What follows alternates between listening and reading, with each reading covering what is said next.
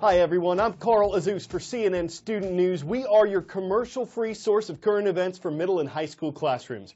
General Beauregard Lee is a famous groundhog here in the South. On Groundhog Day, he predicted an early spring. Fail. After 4 winter storms in 2 weeks and states of emergency in Tennessee and Alabama, Southerners are saying never put your trust in a groundhog. The snowfall, a couple inches here, a few more there, might not be much compared to what folks in the Northeast have been through.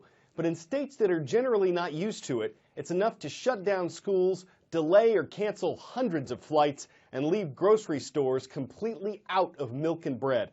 There were winter storm warnings in 11 states yesterday, some of them taking no chances, with the memory still fresh of ice storms that shut down traffic in Atlanta and the Carolinas last year. A very different natural disaster is drying out part of South America. Sao Paulo is the largest city in Brazil. About 20 million people live in and around Sao Paulo, and they're running dangerously low on water. The city has seen its lowest amount of rainfall since 1930. The reservoir that provides its main water source is down to 6% of its total capacity.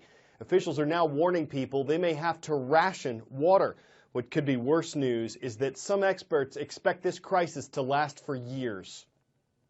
It's a pretty incredible story when it comes to the country that has the largest freshwater supply in the world. 12% of the world's freshwater supply comes right out of here, Brazil. Unfortunately, that water is distributed among the Amazon basin to the north.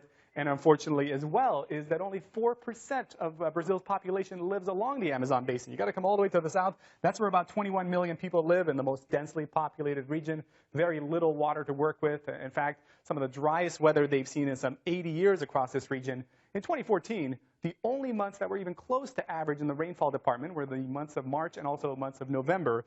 So this is what we're dealing with right now, exceptional drought taking place. Some people having to literally have no access to water after 1 p.m. every single day. Some reports even saying that doctors having to cut short dialysis for kidney patients because of the lack of water across areas of Sao Paulo in Brazil. You take a look at some of the reservoirs. This particular one houses and provides water for some 9 million people in Brazil. Here's the perspective as we saw it back in August 2013, a healthy year. And very quickly, with a lack of rainfall in about a 12-month span, we come back down to reality. And this is what we're seeing with the exposed banks across some of these areas. Again, go back to August 2013. Compare it to August 2014, dire situation taking place across portions of Brazil. And here's the perspective, an aerial view of what's happening here. And unfortunately, the bad news is when you take a look at the climatological norms, we are in the wet season. We've had some decent rainfall in recent months, but over the next several months, we do head into the dry season where little to no rainfall is typically expected. So the problems could continue for the long haul. See if you can ID me. I'm a famous European city of more than 2 million people. I'm the birthplace of Yo-Yo Ma, Voltaire, and Claude Monet. My nickname is City of Light. I'm Paris, France, located on the banks of the Seine River.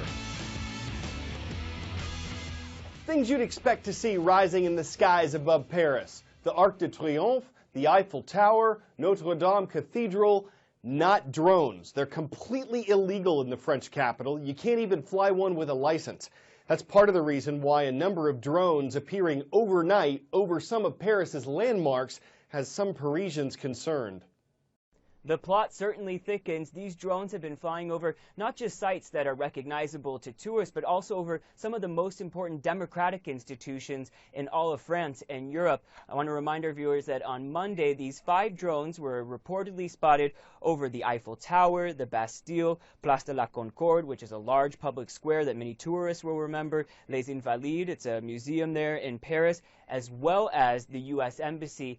And then again on Tuesday night, beginning 11 p.m. on until just about 2 a.m. Wednesday, authorities say they spotted drones over the Latin Quarter, the French National Assembly, which is similar to the U.S. Congress, Gare de l'Est, which is a large rail station, as well as over 2 large Paris metro stations. Paris authorities tell us they've opened an investigation which is being handled by the Parisian police as well as the French prosecutor's office. It's not being handled by the French military, but of course, Paris is a city that is still reeling from those 2 terrorist attacks at Charlie Hebdo and the Jewish supermarket, so this very much has the Parisian people on edge, though drone analysts say that in all likelihood this is some type of drone enthusiast or a group of drone enthusiasts flying these drones over the Parisian skies.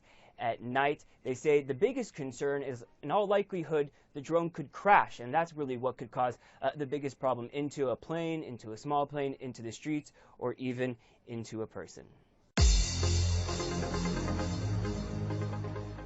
We're starting in the Tar Heel State this Thursday on The Roll. Cole, hello Community House Middle School. It's in Charlotte, North Carolina. It's the home of the Cavaliers.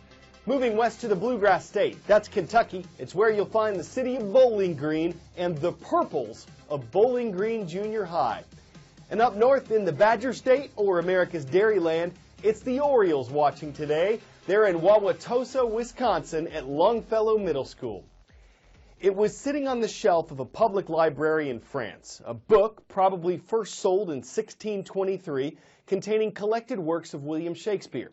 Why is that significant?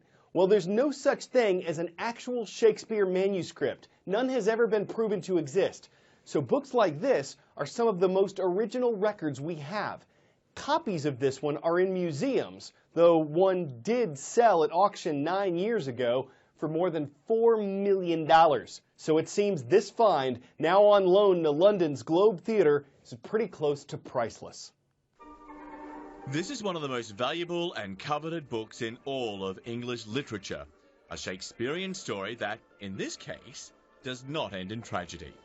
Published in 1623, the First Folio, as it's called, is the first ever compilation of 36 of the 38 plays written by William Shakespeare. But even this book's acts are wrought with drama. For 2 centuries, it was left undisturbed in a library in Saint-Omer in northern France. Then, late last year, a librarian searching the shelves for an upcoming exhibition dusted off this rare find. It is wonderful to discover yet another copy of the First Folio, and this is such a surprise because you think they've all been found, there's nothing more. And I think it's 2 things. One, it reminds us there may be more things to find, to discover around the world connected to Shakespeare. Much like Shakespeare's tortured characters, this book can't help but show its scars as well. 30 pages are missing, including the title page with its iconic portrait of the playwright. That's what likely led to its mislabeling in the library catalogue for all of those years. But now, there are 233 known copies of the First Folio, the latest, carefully wrapped and locked in a box, and then taken on the Eurotunnel train to the Globe Theatre in London just this week.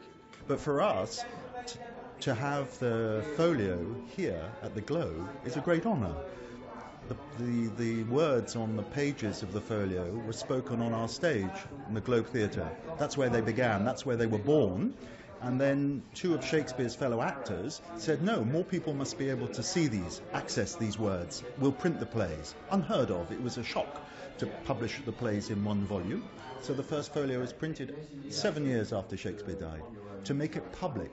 That was the point, to make it public. With no original manuscripts remaining, the folio is considered Shakespeare's Bible. Each copy is different, so scholars scrutinize them for subtle variations to better understand his intentions. Romeo and Juliet, The Tempest, Macbeth, Hamlet, they're all in here, and this folio contains handwritten notes as well, which might just shine a light on how the plays were performed during Shakespeare's time.